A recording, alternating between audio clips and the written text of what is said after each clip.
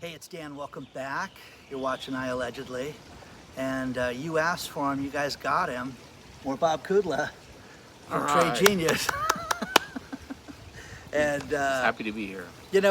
we were talking as we were walking down here today. Wall Street dines as Main Street dies. Is that what it is? Is that the theme that we were talking about? Pretty much covered. Thank you. We'll join you again next month. Yeah. So much is going on in the world right now, and as we are under 180 days for the election and everything else that's going on, we've got a lot to cover with Bob today.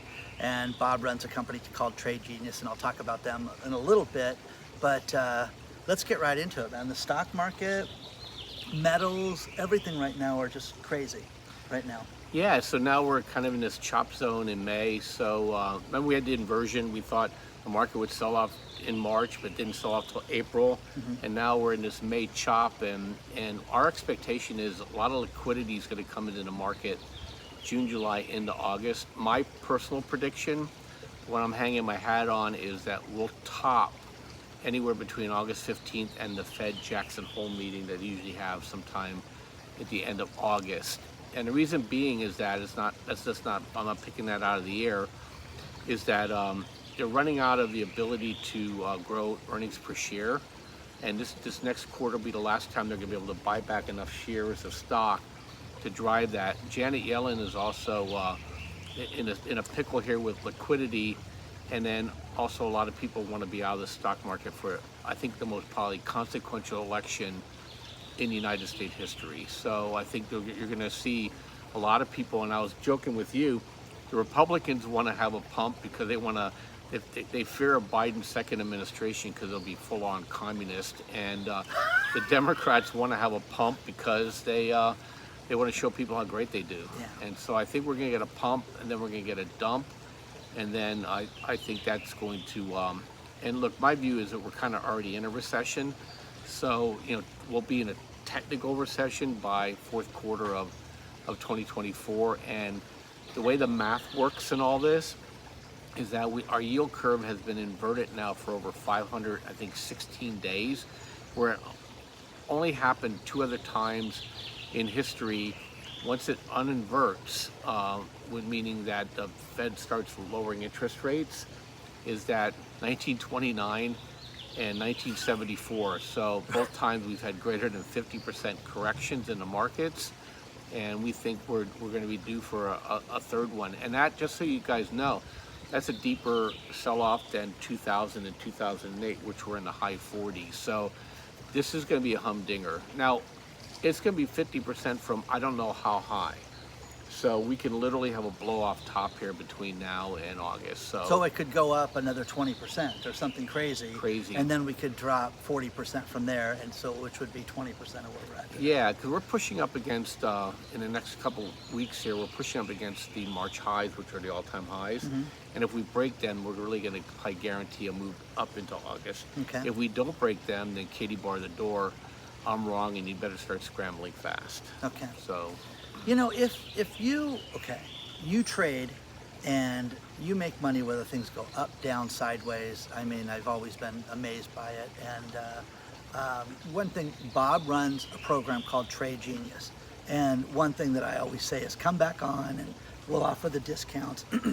But if you go to danlovestrading.com, Bob has set up a bundle, and he's got discounts and things like that where you can get access to Bob's trading programs for options, for cryptos, for stocks, for pretty much everything.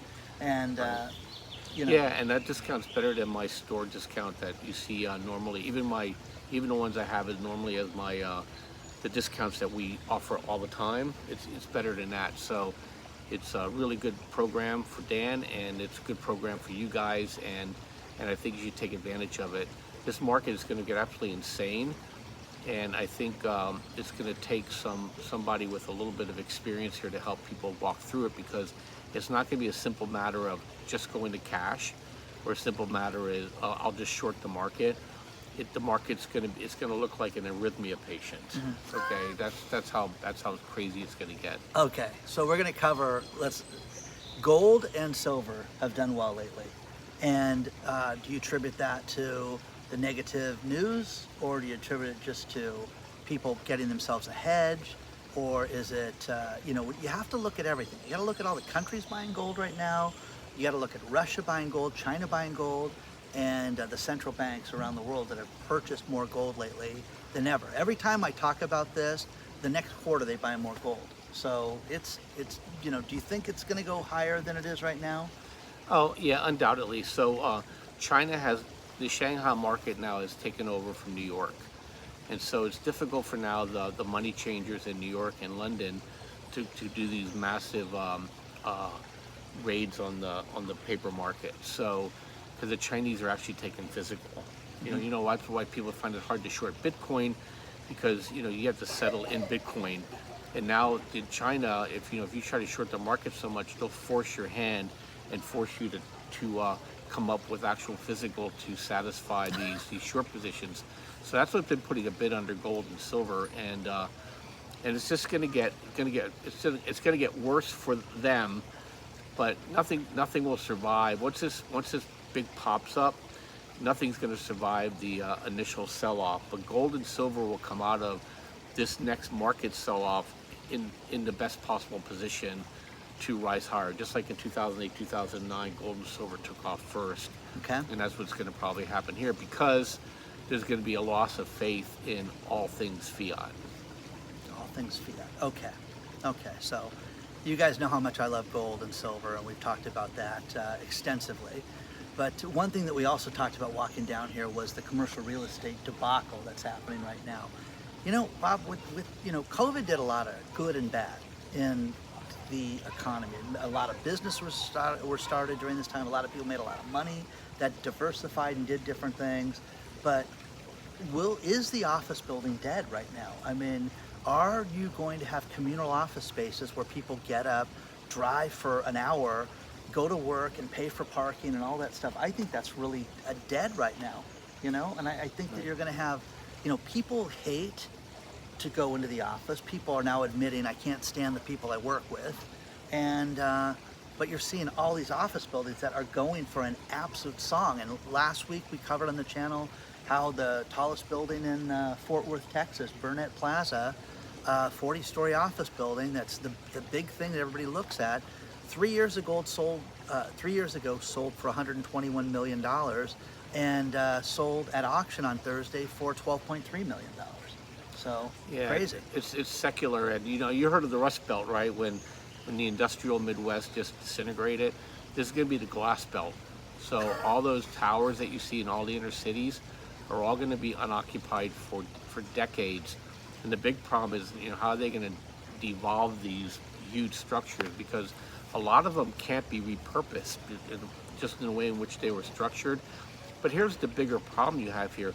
Who in their right mind is going to want to live in a city when most of the population is hostile and underemployed and being ravaged by inflation? You'd be an idiot to work in the city. And so a lot of companies, though, and I think we talked about this before, is that you have a lot of companies that absolutely don't care if they put on a thing you have to work in the office, but they really don't mean it, because once those leases are up, they're either going to negotiate them hard down, or they're going to shorten space. And like I said, I have a friend who's retired CEO now, but he, for 5 years, when his employees went on to work from home and accelerated during COVID, he decided not to bring them back in. He found out the productivity was just fine. His employees were happier. He had lower turnover, ironically, because people got to live in cheaper places. Absolutely, and they also got to take care of their kids, drop them off at school, and get those extra 15 minutes where they would spend an hour and a half commuting before. Right, but he couldn't even give away the extra space on a sublease. And he said, now he's retired now, so in 2025, 2026, they're going to renegotiate those leases. He said, we're just going to give them up. Calvin Klein in New York just announced that they're getting rid of multiple spaces that they have, cutting their office space for their corporate office by 40% right now. Yeah, and, so it's just going to be, it's absolutely going to be a nightmare. And what makes it worse is that the city tax bases are going to collapse. Absolutely. So it's going to accelerate all these problems, and And so it's, you know, and plus, if you think about it, is that if you have money and you live in these cities, you're going to be a target. Because people ask me all the time about what country should I move to, and I'm like, if you're wealthy and you're going to live in a country that has a lot of poor people, guess what? You are the supplier of their wealth, because they're just going to go ahead and raid your homes, and you don't have the protection, and it's going to be the same in these cities. Look, these city mayors act like they're foreign countries, and so they have no problem just taking your wealth, and you're going to see lockdowns on rents. You're going to see taxes explode. Chicago is your biggest example of chaos, in real estate, because real estate in Chicago hasn't gone up, in Cook County hasn't gone up in decades, because they just keep raising the mill rates on people, and you don't get any. You can't buy a house in Chicago looking for price appreciation. Yeah, it's just nuts. So,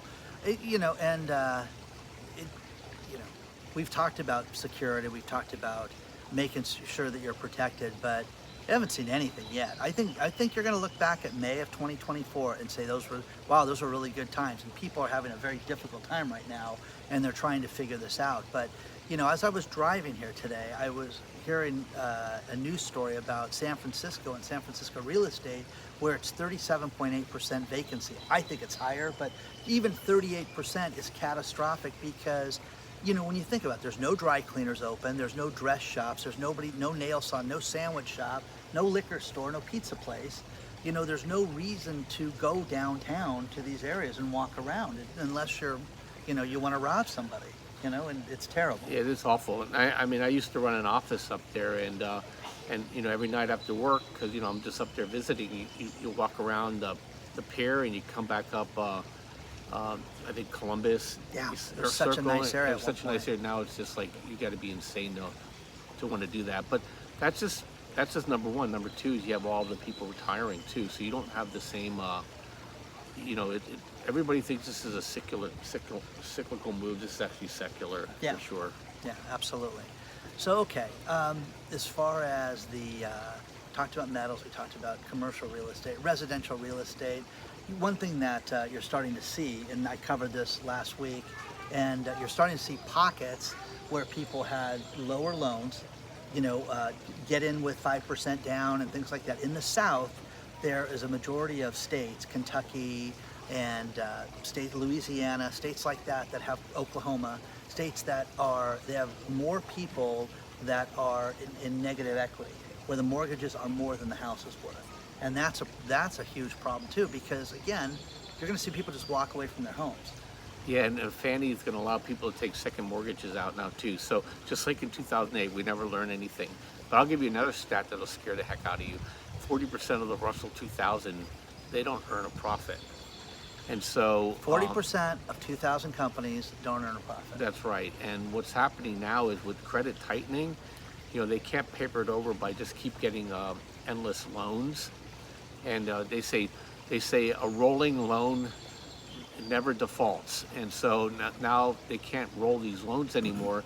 So that means companies are going to have to sell equity to pay down these loans, which will devalue the company, or they're going to have to shut down, or they're going to have to get bought, or they're going to have to right-size their companies, and that's all going to affect the entire indexes negatively. And that's part of the thing that we don't know what the Jenga blog is going to just knock this thing over, but but they're just everywhere. This is like a minefield.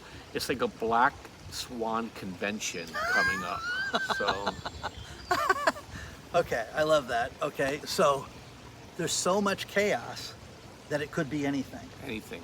And the one thing that we're seeing is credit tightening.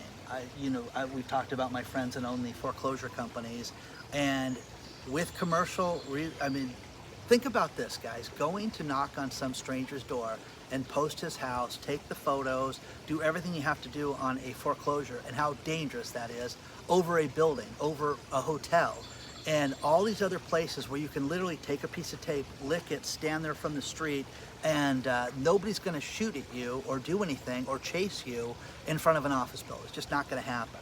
So, but these places now, the banks are they're tired of making deals with people. They are going to go out and they're going to call these notes in like you've never seen before. So, Yeah, look, they're making 5%. They can lever up the cash they have, and they can just buy treasuries. They don't have to deal with people at all. So it's going to get to the point where the only person that's going to be able to borrow money is going to be the federal government. So it's going to get really, really, really interesting. And it's a slow motion train wreck. It's just going to be next month. I was telling you before we came on, there was an apartment building tower that defaulted. It got sold at the average unit price of $361,000 a unit. I mean, that's cheaper than what the homes are going for. Yeah, in the cheaper area. than some of the construction costs too. And think of this is getting crazy, because when you can see office buildings go for 90% discounts, and again, you have to have a reason to buy one of these places, and there's got to be a vision for the future, because it could take 10, 12, 15 years until some of these downtown areas even come back. If they do, Detroit never came back. So here's the thing that people don't realize. Look at Florida, for example, right? Everybody ran to Florida, cheap houses. Well, now the condos are getting, they have structural, new laws on structural integrity. And people are just like, hey, I bought this condo for $140,000. I'm getting $100,000 assessment to fix my place, on top of the insurance company coming in and saying, hey, we're jamming you on catastrophic insurance. So even where people that had tried to escape to cheaper areas are getting clobbered. So it's and that's one thing when people always ask me, are you a real estate guy or a stock guy? I'm like, look, if I'm wrong tomorrow, I'm in cash. In real estate, if you're wrong tomorrow, you may be wrong for the rest of your life. Absolutely. So that's why I'm a stock guy, not a real estate guy. One thing that a real estate wholesaler friend of mine, Drayton, pointed out to me was, Dan, when you go to these areas that have a tremendous amount of listings like Florida, look at the listing. Look at what the HOA payments are for that house, because you're seeing where the HOA payments last year were $900 and now they're $3,400 a month. And some people are looking at places that they will never be able to afford. And I just did this on the video yesterday, where a man lived in Montana, paid his house off, and said, I always thought I had my house paid off. And then they kept raising my property taxes from $836 a year to now $8,000. And the guy's an old man. I have to go back to work because I cannot afford my property taxes. Well, another thing happens too, is that has happened in 2008, is where a lot of people in the condos, you got to find out who owns these condos, because if they all start defaulting, the condo expenses remain.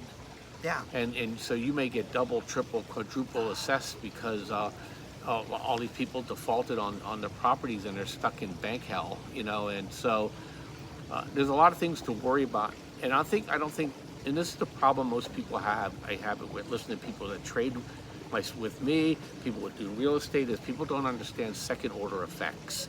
They only see what's in front of them. And I'll give you an example. Just like if you go to Airbnb, you see the headline rate, you're like, well, that's damn cheap. I'm going up to Tahoe in 2 weeks, and I got a place, $240 for a night at a really nice place. And then when I got to the bottom of it, I was paying $500 a night. I'm because like, of the cleaning deposit and the key deposit, and we're going to give you a clicker for the garage door, and you get these second order effects. Same thing happens with owning a home. People don't understand what they call the full ownership cost of real estate in it, and plus it's just the mind. It's mind numbing too. You have somebody and then what if they decide not to pay you? And then you got squatting issues. So that's just one thing, and that's where a lot of people's wealth is tied up in real estate. The government will suck your profit out of your house to save their county and city their paycheck. It's happening. I all over guarantee the you, place. they will suck you dry to stay alive. And in the stock market, we have so much leverage in the system right now that it won't take much to push it over. But on that sad note is that there's a lot of opportunity in this volatility, and so that people always ask me, why are you so calm about all this? Because there's when this thing rolls over, you can make a lot of money in a short period of time by just going with the flow. Now, we've talked about this before, but Bob set up a discount for his trading platform, Trade Genius. If you go to danlovestrading.com, use the link below, and Bob has bundles that he's put together, and you can take advantage of this. And there's different levels that you can buy in at, and you can get full access to Bob. They have a chat room, they have cryptos, options, but and Bob shares his trades too. So the advantage to this is that you get access to this. And again, whether it goes up or down, I'm always amazed. And I've seen, you've sent me so many examples of success stories of people that just want to, hey, I just want to do this with a few $100s. And the people have made money. People were retired and they wanted something on the side. And it was funny, as I was driving here, a buddy of mine called and said, wow, I wonder, could you start with $1,000 trading once you get set up? And you've given me examples of that. And then you've had some heavy hitters. I mean, we've had everything that's tried it. But check out danlovestrading.com. Yeah, and there's some really interesting products coming on the market now. So, when this rolls over, tech's going to get hit pretty hard. And Tesla, I think, is a doomed company because the whole EV experience is starting to collapse. Well, there's these funds out there. Some of you guys will know them. They're called Yield Max funds, and I'm in one called Crash, which is a great name, CRSH, and it's designed for when Tesla rolls over. But what they've done is it's designed for high yield. So they create these synthetic positions, long and short, and then they have hedges around them, and then they have their own treasuries and whatnot. But everything's transparent on it. You can find out what they own every single day. But the yields on these things are absolutely wild. You can buy longs on Square, on Coinbase, on MicroStrategies, which I own all of those because I'm expecting Bitcoin to probably top out at 100 to 120,000 before this thing rolls over. You'll make a fortune. And these guys last year, some of these yields on these things are scary. I think MicroStrategies was 136% yield on owning this, and they pay out monthly. MicroStrategies, yeah, I love. What's his name off the top of my head? The CEO. He he and Frank Juster did a debate, and Michael Saylor, right? Yeah, and he's great. But that guy is Mr. Bitcoin, to say the least. So you're in crypto, and are you into the coins, the meme coins, the Doge coins, and the Sheeb and stuff like that? No, see, that's what I said. I don't own real estate. I don't own gold. I don't own silver, but I own all the derivatives that generate income for me. So, okay. What I tell people all the time is that you're not wealthy unless you can monetize it. Okay, so I can have a $5 million house and I can be absolutely dead poor. Okay, and the only way I can become rich is I have to sell the house. And so I like to own things that generate cash for me immediately. So, gold. And you travel all the time too. I'm always like, are you in town? Please tell me you're in town. Oh yeah, I'm here. So, yeah, but you live the life, okay? Now, one thing you've always done that people say is, okay, energy stocks. You still believe in energy? You're still gonna have, oil's gonna fluctuate. We're gonna see a lot of price changes with that. And my biggest position, and look at ExxonMobil, I get a 15% annual yield on ExxonMobil, the most stable company in the entire world, and they're generating a 15% yield for me. Okay. So, I mean, it's just, and that's one of those What's stocks. the ticker symbol on that one? XOMO. XOMO. If you want to own gold, you can get, and silver, they have yield, they have what's called option call writing on those. So the key to wealth is generating cash, okay? So when I did my M&A work, I talk to the hand guys, tell me about all these things he does in the future. I'm like, yeah. How much cash are you going to generate? So, and that's all I'm paying for is how much cash I'm going to generate through these stocks. If they can't generate the cash, then I'm not interested in holding because I hope it's going to double in 2 years. I want my money now, and there's instruments out there. It's a plethora of options. And this company that does these, and I'm not affiliated with them in one way, shape, or form other than profiting from them, is that they're coming out with some short positions, okay? Oh, that's exciting. And then I also own TLT and TLTW, which is giving me an enhanced yield on the long bond. Okay. And so there's a lot of ways to play this. I sleep well at night. Okay. So you know, you were big into shippers. Do you think the international shippers are still going to be a big thing right now, getting from point A to point B?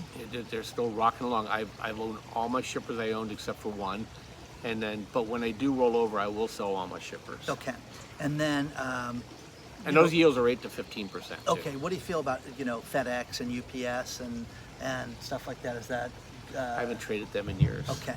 Okay, I was, you know, I had to drive to Vegas last week, and I went by one of their largest FedEx shipping areas in Riverside County, and it was amazing because there were so many trucks there during the day that should be out delivering packages, and there were hundreds and hundreds of trucks, and I was like, wonder if I could pull over and take a picture of that, but it was off the 15 freeway. Yeah, So if you want to see inventory, just look at the Tesla lots. I was coming down to 5 during one of my many vacations at dances I take, and off to the side of the you're road, successful. there It's was all good. It's thousands not- and thousands and thousands of EVs sitting in the middle of Central Valley. that's Belgium can't take on any more Chinese EVs because their parking lots are full. The EV is blowing up. And here, us locally here, my daughter's, one of her best friends works at the Kroger automated warehouse up in, I think it's Fontana or somewhere around there. And they're buying Albertsons. So we're gonna, 163 stores are gonna get taken out of Southern California. These are good paying union jobs. Wow, they're gonna that get wiped out. See, you know, when Vaughn's got sold, this is what happened. And we had 2 Vaughn stores in the city I lived in. They were both gone, and they've never been reopened by another store now. So it's terrible. And remember, But, these are $80,000 a month real estate rents for these people that own these properties. And then here's the other thing that happens. So let's say my local Albertsons, I don't think it will. It's pretty busy.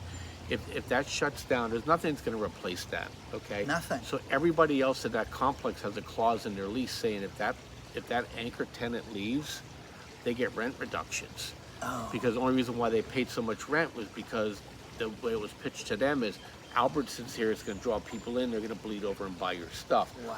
That anchor tenant leaves, and I think I probably told you this before. In that same complex, there are people. Oh, and that's the other thing. 40% of tenants in April delayed. They missed their 5-day grace Absolutely, periods. we covered that. Oh, you did? Okay, good. We covered Yeah. that this month because, you know, you just don't see, people are not paying their rent.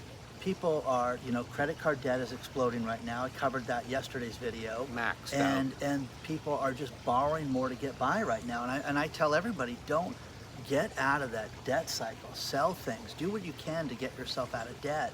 Because it's, I mean, I thank my brother profusely for having me do this years ago, and it completely changed my life. And I had this conversation with a friend this morning about how the peace of mind of not owing anybody any money is the greatest thing ever.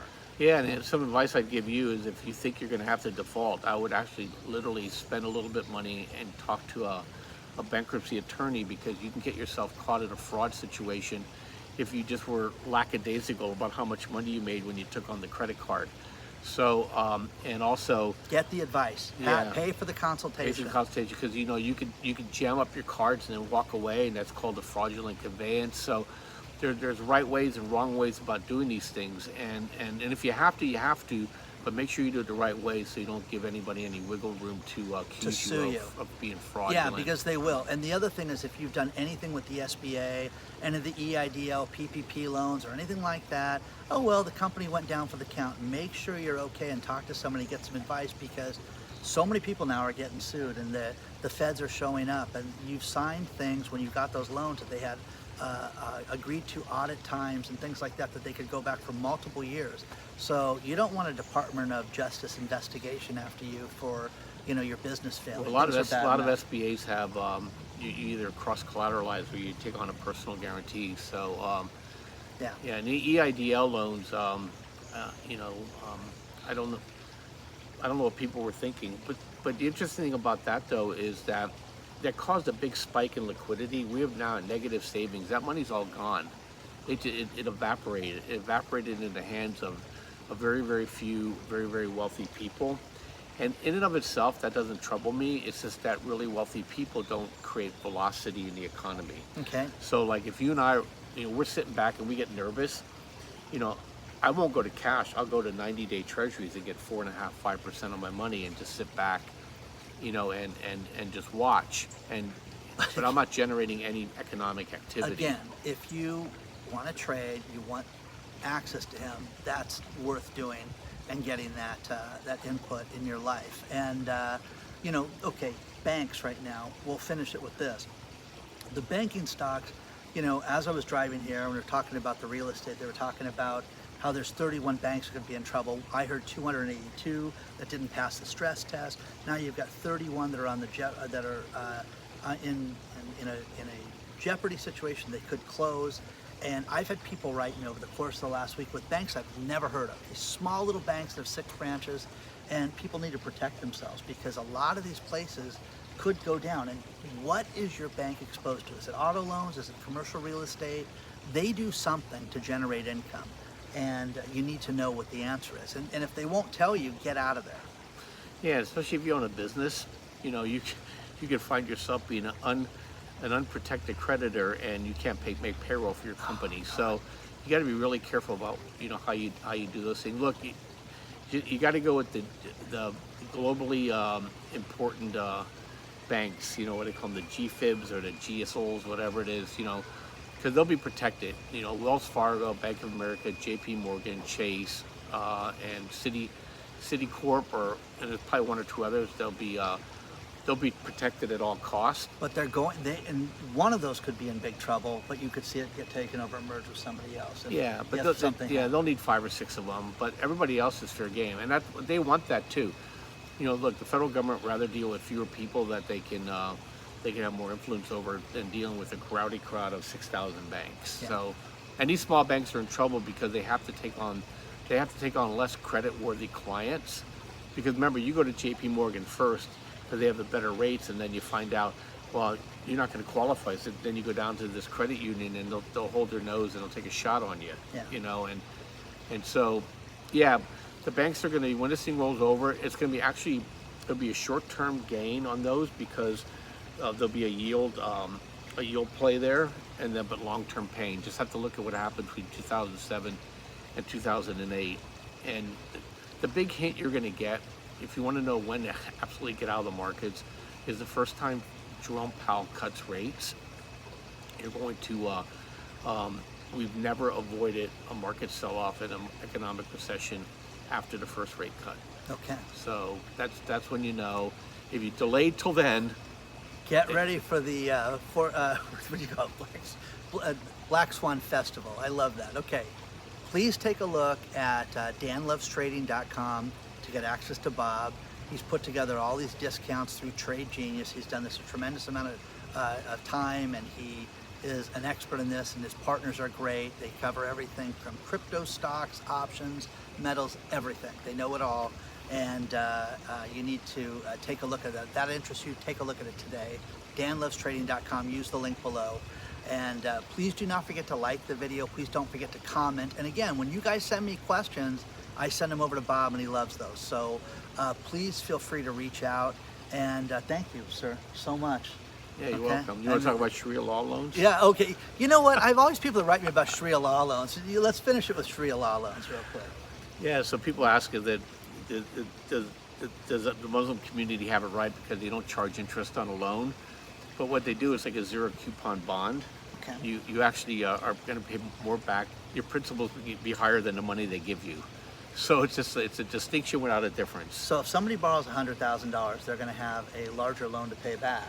Yeah. Than they would. Gosh, that's kind of like, I did a credit card advance on my business like 20 years ago, where they said, okay, well, we're going to give you $26,000, but you owe us $30,000. So. Yeah, it could be all in fees and whatever else.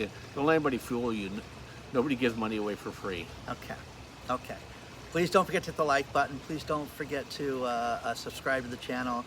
Check out, Bob's got a podcast too on YouTube, Trade Genius, and email us, hello@iAllegedly.com. If you are on my email list, check your spam filter because one just went out, and we will see you guys very soon. Thank you, sir, once again for being here. You're welcome.